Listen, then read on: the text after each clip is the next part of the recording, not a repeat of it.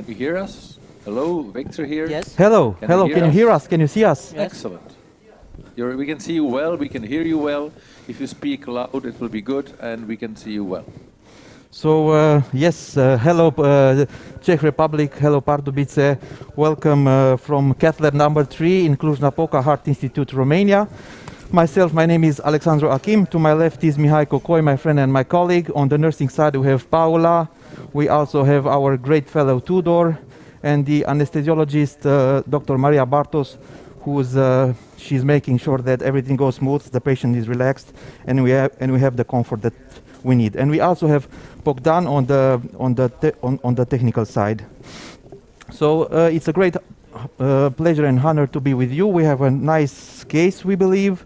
It's a full metal jacket right coronary instant CTO.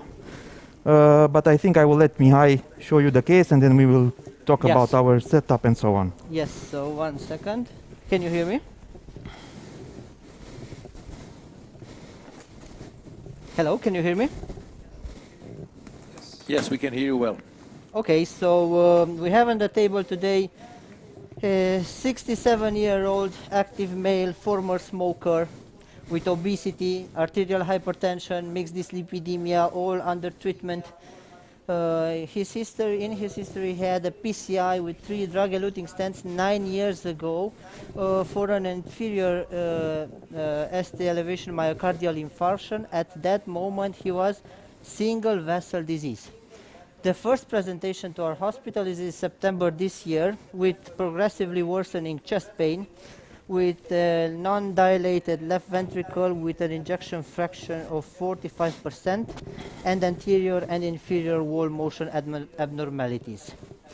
In September, this is his coronary angiography, and if we do a virtual dual setup shot and create a graphic based on it, we get a sense of what's really going on. So we have a circ which has some disease but nothing too spectacular. We have a significant LAD proximal stenosis followed by a CTO of mid-LAD, which fills distally through epicardial collaterals, diagonal to diagonal. And then we have 200 millimeters of instant CTO, which fills retrograde via septals and an epicardial from the circ and an epicardial from an acute marginal branch for the right ventricle. Now, given this anatomy and his history of drug-eluting stent failure, we went ahead and asked for a heart team. The surgeons demanded viability, and we have it. The cardiac MR shows both anterior and inferior territories as being viable. However, the patient was declined for bypass surgery due to a lack or poor distal landing zone of the mid to distal LAD. Now, given the fact that the patient was very symptomatic, we decided to stage this procedure. And in October, actually during TOBI, we did the first procedure and we fixed his left system. Being big fans of DCB therapy, we know we are in a DCB session. We wanted to do DCB only, PCI, CTO PCI. However, we did antegrade wire selection and antegrade wire crossing through. However, after predilatation, there was a flow-limiting dissection not well treated with balloon therapy only, so we needed to implant stents in the mid-LAD and proximal LAD. We did an IVUS-guided procedure, and also we checked the second septal, which is not jailed, so it's free of stents. And the LAD has a good diameter, good area, and not a lot of plaque burden. So we decided to leave it alone because this septal seems to be a good retrograde approach if we need to go retro. So at this moment, we are in this stage. We fixed his left system, and we have a 200 millimeter instant CTO. At least 6 years old. The stents were implanted 9 years ago, and the patient started feeling angina 6 years ago. The distal vessel is filling mainly through a big septal, which fills the PD, And also the PL feels through epicardials from the circ, which are not interventional but are good for visualization. And something what is worth mentioning, ipsilateral epicardial collaterals from a proximal RV branch, which fills the body of the CTO, which for us would hopefully be a good thing, because we believe that the CTO actually is smaller than the 200 millimeters of stents in the right coronary artery. So this is the case for today, and with this we will go back to the cath lab, and I will kindly ask Alex to talk about the setup and discuss the dual setup shots. So I think Mihai showed you. Yeah. Sorry? The stents don't extend past the crux, right? Fortunately not, but from the ostium LAD up to the crux. Up to the crux. Yeah. So it's the same thing. You know, typical PCI that we used to do. Yeah. That we used to do 10 years ago. So I think Mihai showed you a nice presentation. He's also an artist, so he showed you all these nice graphic images of the CTO. So you already have a grasp of what we are trying to do. Today, I think we have an indicated CTO. He's a young patient. He's very symptomatic. His EF is low. He's improving already because we did the LAD, and now we wish to give him we wish to offer him full revascularization. Just a few comments about the setup. We are biradial, right and left. Right radial, we have a 7 French AL 0.75 into the right coronary, and on the left we have a 6 French 3.5 EBU into the left main. We have a workhorse wire into the LAD for protection, and I think that's it. And these are the dual setup shots from today. So can we see the images? If you can show Bogdan the angio, show us the images. He will put them immediately. Perfect. Do you see them? Yes, we see them. Yeah. So this is the first shot. That's standard LAO. And then we have the aerocranial setup shot. You can appreciate that the distal LAD grew, and there's a stenosis distal to the stents implanted, which we actually treated with a DCB just before going live. Yeah, there is a new lesion distal of the LAD, but it's not very severe. It's moderate, but we were discussing to treat it or not, and while we were waiting for you and so on, we also treated the LAD. But so if you want, we can stop now and discuss a bit about the situation, strategy, and so on, and then we will show you what we did. Okay, so we have the pleasure of having Gabriele here with us on the panel. I think he needs to leave for his plane in a couple of half an hour. So what would you do? What do you think is a challenge here? What would your plan be, Gabriele? The challenge is that it's an instant CTO.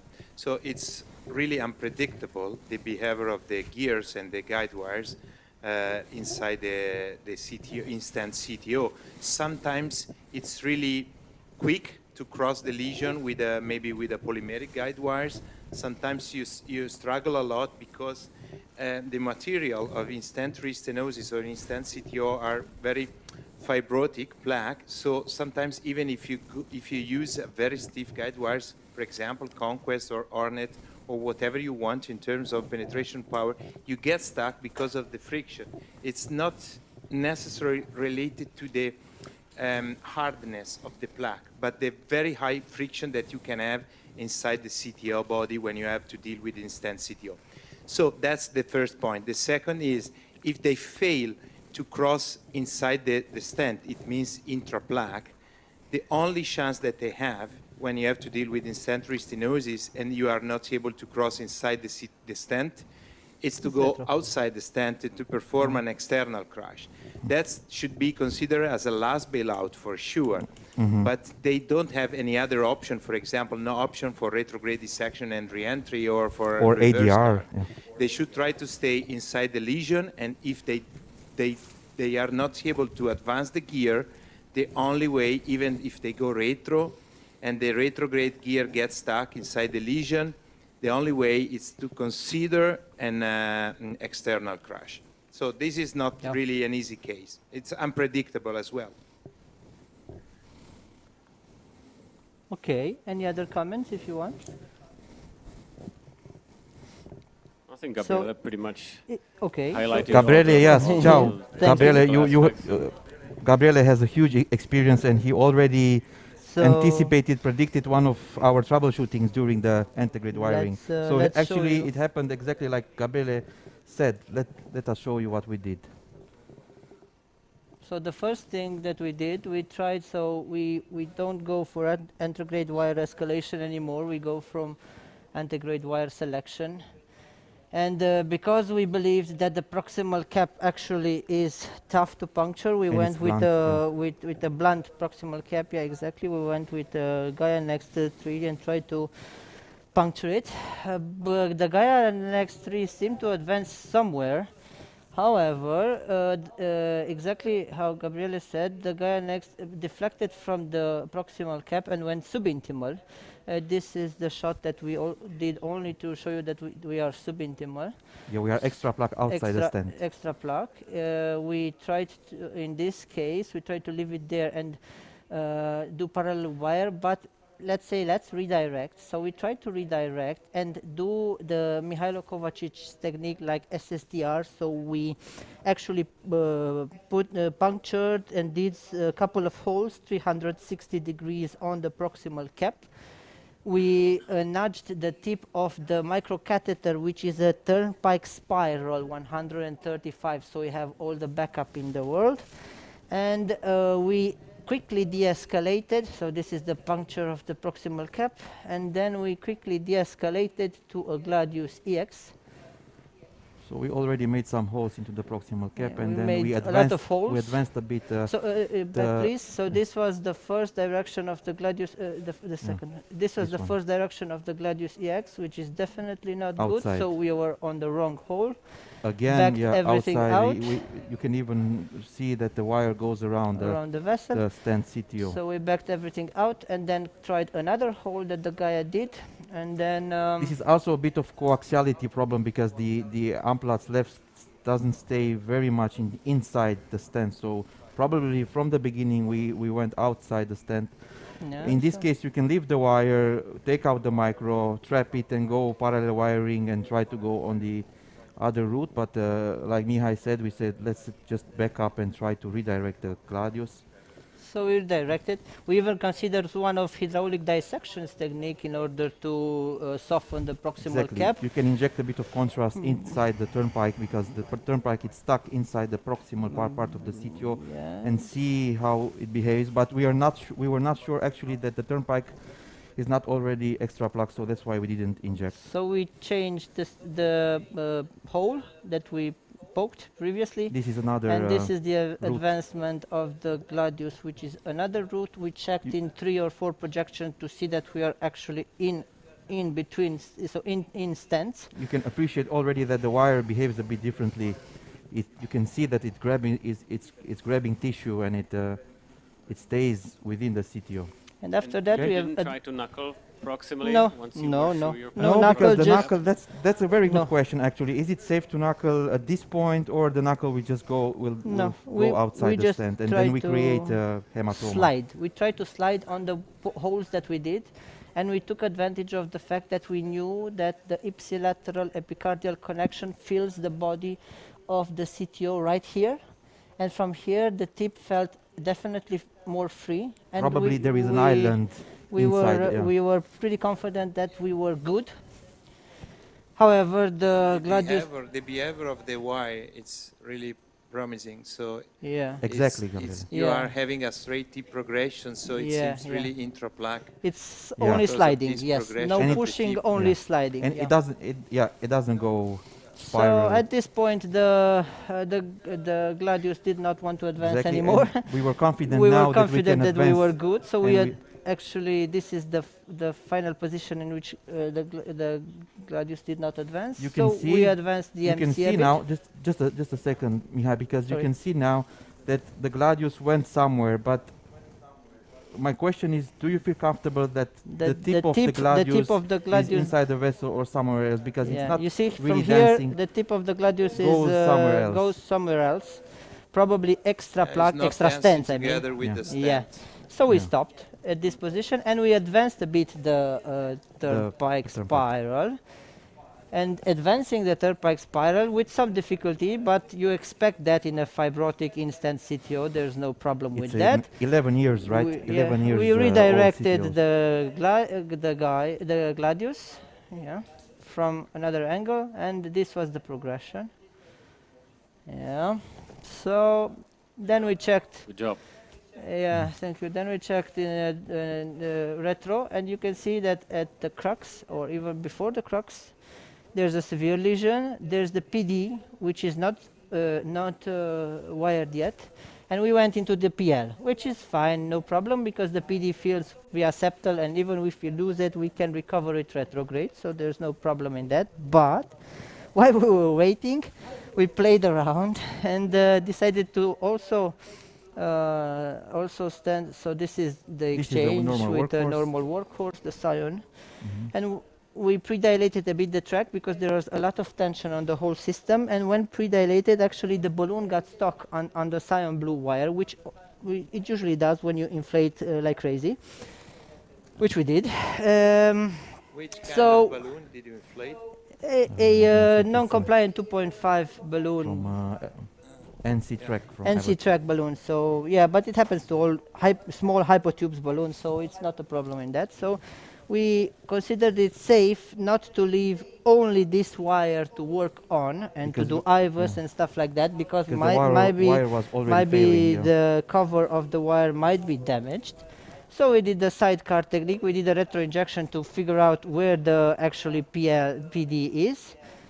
And then we did. I mean, the options here are to just work over this wire or to put a Sasuke and then wire also the PD. And then we did the sidecar technique. We had some problem advancing there where the gladius exited, but on the same wire we put a ruptured balloon, and inside the ruptured balloon we put another workhorse wire, which in this case is a BMW, just so we don't mess them around on the table. We can recognize them based on color. And then with the BMW, we pulled back the BMW and actually tried to rewire the P. Yeah, the wire is already a bit damaged. It is because it was in the balloon, but yeah, it was inside the balloon. We can manage. This sidecar technique is a really cheap Pursman dual lumen. We didn't use a Sasuke for this. It's a really good technique, but it's a lot of trouble. Is that your usual way of? No. Side branches, or? I mean, we just had time and then. No, we had time, so we played around with sidecar. So yeah. So then we have to. So guys, let me do a couple of comments in the meantime while you are still working. First of all, in terms of the gears that you have chosen, that's a very interesting point. When you have to deal with instant restenosis, probably the best microcatheter is the turnpike spiral. And I do agree with you in this choice, because it provides you really a good support and really a good grip, especially if you are struggling to advance your microcatheter inside the CTO body, the instant CTO. So having such a great grip coming from the turnpike spiral, it can be really helpful during the procedure. Then in terms of guide wire choice, I do agree with you to puncture the cap with the penetration guide wire, such as Gaia third or Gaia third next. I missed this information, but it was a Gaia 3 or Gaia 3 next. Next 3, yeah. Gaia next 3. So it means 6 grams and very high penetration power. Yeah. Yes, the risk that you can carry when you puncture with this wire and you try to navigate inside the CTO lesions, instant CTO occlusion, is that the tip of the wire exits from the stent struts because of its high penetration power and because of its tapered tip. So as you did, once you puncture the cap, it could be better to step down with a different guide wires with less penetration power and with a flat tip, such as Gladius EX. And from the other point of view, the Gladius, and has for any other polymeric guide wires, can exit from the vessel architecture and go subintimal, has as you experienced. But then redirecting the wire, you can find the soft tissue and track the soft tissue reaching the distal cap, so reaching the distal vessel. So this is the typical strategy and gear that you should have to try up front when you have to deal with an in-stent CTO lesion. Yes, thank you. This So was just from a technical standpoint. What do you think, Gabriele, the Ultimate Bros 3 guide wire instead of Gladius for this particular scenario? Yeah, that's another good guide wires for such kind of lesion. Honestly, we are talking about mid-tip load guide wires, 3 grams for Ultimate Bros 3 wires and 3 grams for the Gladius EX, but with a completely different behavior because the Ultimate Bros 3 wire is a completely hydrophilic guide wires with an uncoated tip. So it still remains the vessel architecture. Maybe it has less likelihood to go subintimal compared to the Gladius, but you can have much more friction because it's not a polymeric guide wires. It's hydrophilic guide wires with an uncoated tip. With the Gladius EX, you can easily navigate the soft tissue if you have soft tissue. But in this case, probably you had some soft tissue that you track very well. So Ultimate Bros 3 or Gladius EX is mainly related to the feedback that you can have once you advance your wire. Okay. Gabriele, I like to keep the procedure simple. Would you feel compelled to wire the PDA during this procedure, or would you just, once you cross into the PL branch, would you be happy to start dilating and converting into a standard case, or do you feel that the thing which colleagues did is the smart choice? Yeah, I think that they did the right choice to try to wire also the PDA because they already create some channel with the microcatheter. So independently of the sidecar technique, maybe even just advancing the guide wires, they can follow the same pathway of the micro, reaching and wiring the PDA. I think that having both wires in both branches is the best situation because I think that this procedure will end up without any further stent implantation, but just with ballooning and DCB inside the CTO and maybe at the level of the crack. So having 2 guide wires is the best and the safest solution.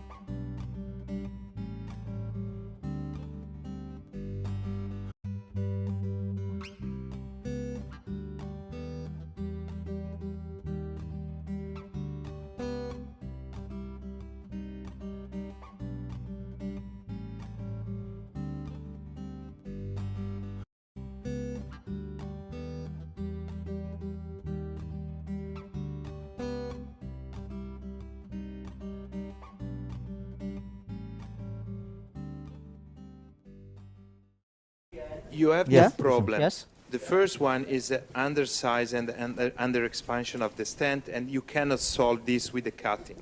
You probably solve this with the OPN balloon as you did. Maybe you can consider IVL.